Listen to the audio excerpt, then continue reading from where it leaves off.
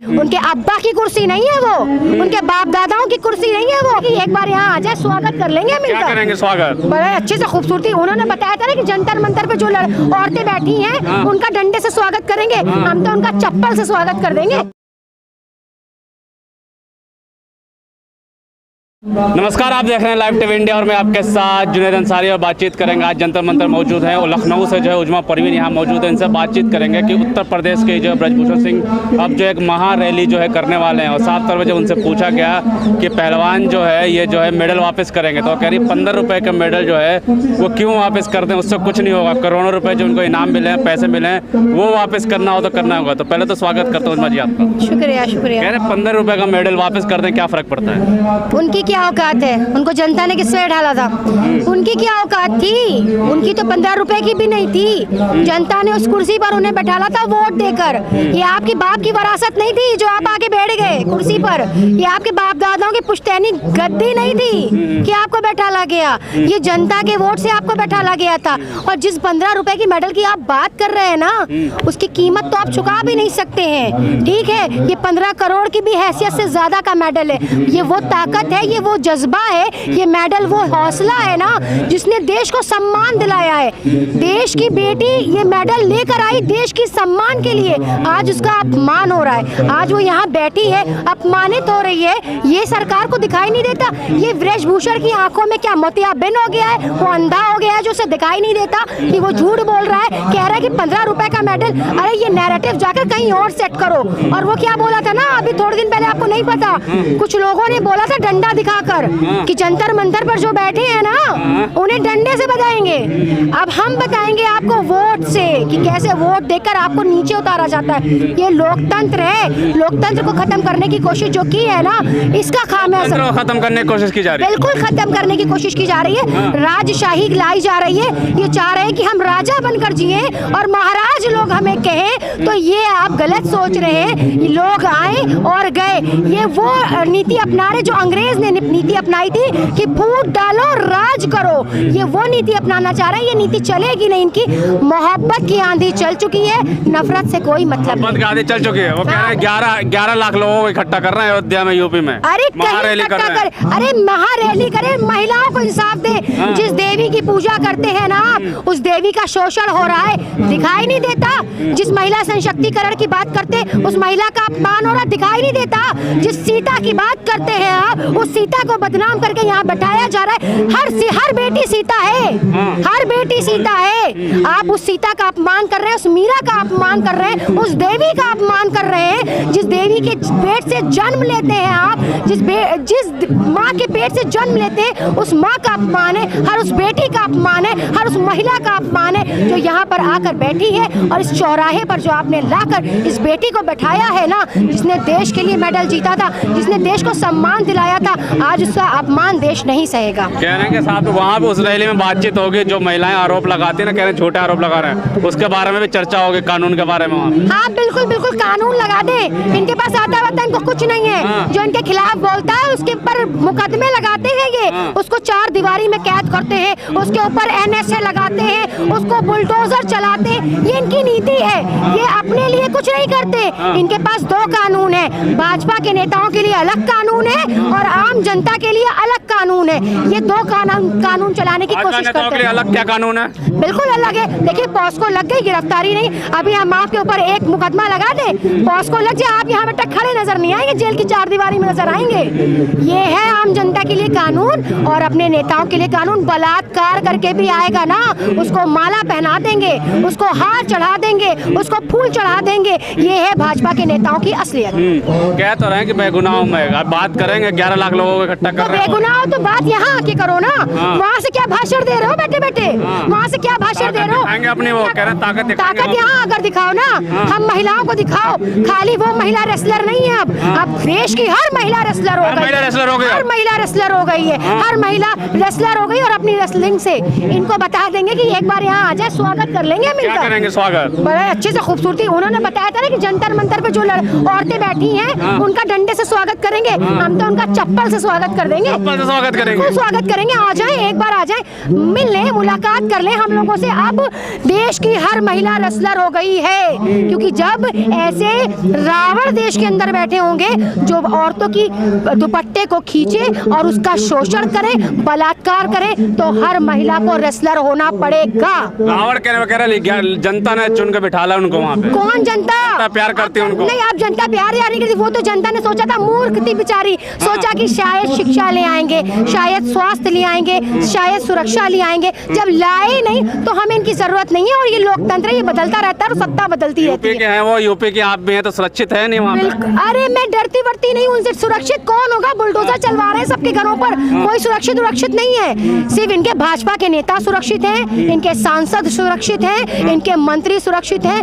ये सरेआम किसी लड़की का बलात्कार भी करेंगे ना तो इनको जेल नहीं भेजा जाएगा। नहीं, कानून तो मजबूत कर दिया योगी जी। कोई मजबूत नहीं, न्यायालय का फैसला बाद में आता है, बुलडोजर पहले पहुंच जाता है। आपको नहीं पता है ये बात?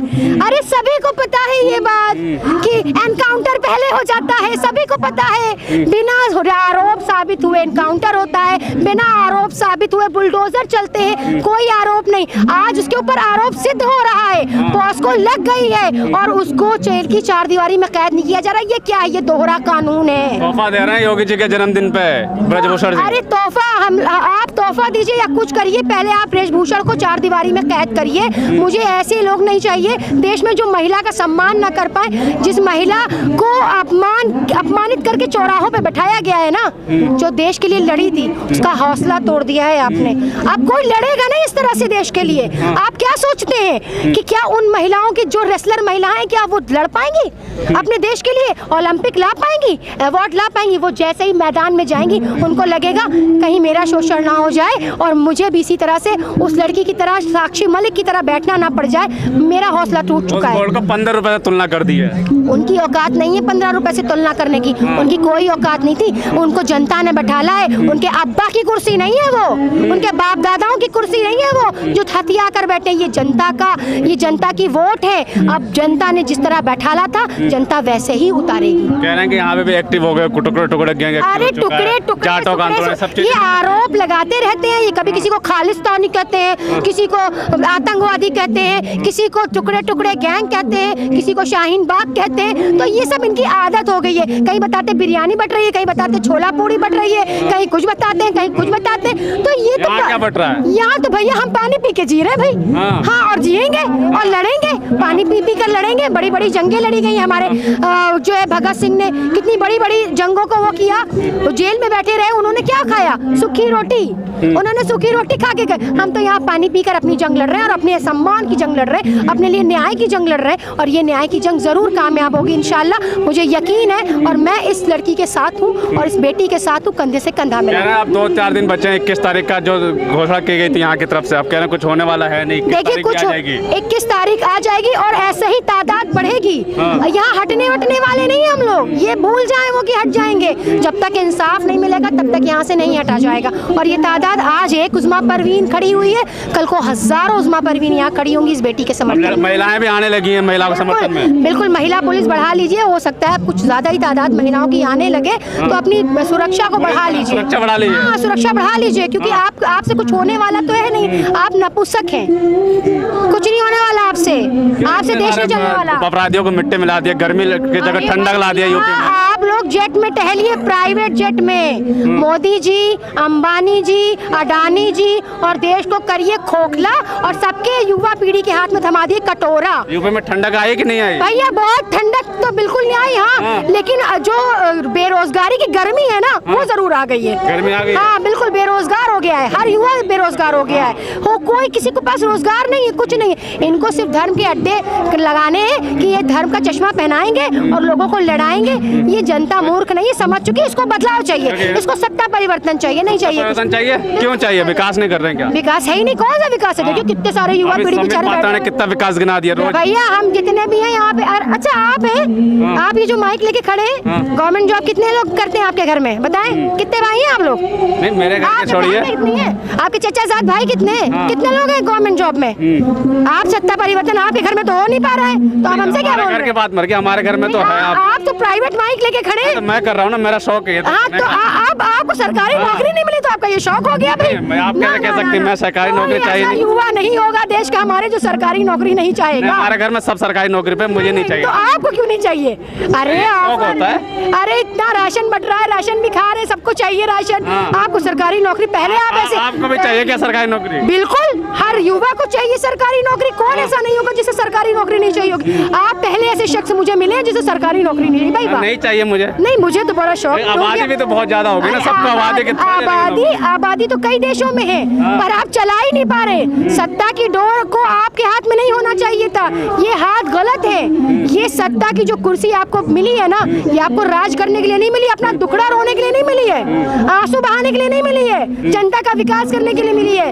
क्या कहा था वो योगी आदित्यनाथ ने कि मेरी सरकार आएगी उत्तर प्रदेश में, एक साल में गड्ढा मुक्त रोडें करूंगा।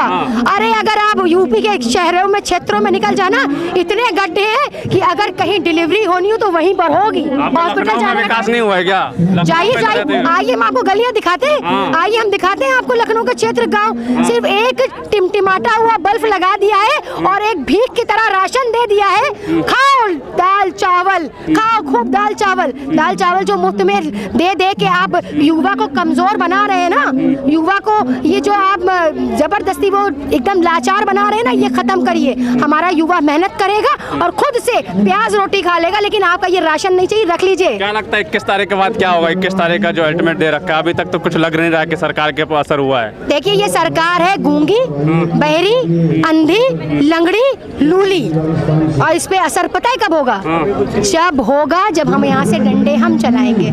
हिंसा करेंगे आप लोग? डंडे चलाएंगे? हम अहिंसावादी लोग हैं। डंडे का क्या काम? डंडे का काम वो बता रहे थे ना, वो 2-3 आपने इंटरव्यू नहीं देखे? कहने लगे जो जंतर मंतर पे पहलवान बैठे हैं ना, उन्हें डंडे से बजाएंगे, उन्होंने ये बोला था। तो मैं आपके चैनल के माध्यम से उनसे बोलती हूँ, एक बार बेटा आ जाओ, उस डंडे से इतनी धुलाई करेंगे कि एक भी चर्बी बाकी नहीं बचेगी। तो क्या कहेंगे लास्ट में जो महारैली हो रही है? महारैली के लिए ये कह रहे रैलियां करना बंद कीजिए, विकास पर ध्यान दीजिए। ये रैलियां वैलियां करने से विकास नहीं होता है। विकास होता है अच्छी शिक्षा देने से, अच्छा स्वास्थ्य देने से, अच्छा महिला सुरक्षा देने से। सबसे पहले जब माँ सुरक्षित नहीं है, बेटी सुरक्षित नहीं है, तो देश कैसे सुरक्षित होगा? सबसे पहले देश सुरक्षित करने के लिए महिला सुरक्षा चाहिए। महिला सुरक्षा बिल्कुल जरूर। बिल्कुल साफ तौर पे जो यहाँ बातचीत की, उजमा परवीन लखनऊ से यहाँ मौजूद थी और इनसे साफ तौर पे बातचीत की, और सब यही कहना है कि आंदोलन जब तक चलता रहेगा, जब तक बेटी को इंसाफ नहीं मिलेगा। कितनी भी रैली महरैली वहाँ कर लें, आके एक बार यहाँ बेटियों से बात करें, और सरकार से साफ तौर पे उन्होंने कहा है कि जल्द से जल्द गिरफ्तारी करें, क्योंकि अगर किसी और आम जनता के पक्ष को एक लगता है तो पहले गिरफ्तारी होती है। तो ये आंदोलन अभी भी लग रहा है कि लंबा चलने वाला है। क्या होगा, पल पल की अपडेट हमको देते रहेंगे। तब तक के लिए धन्यवाद।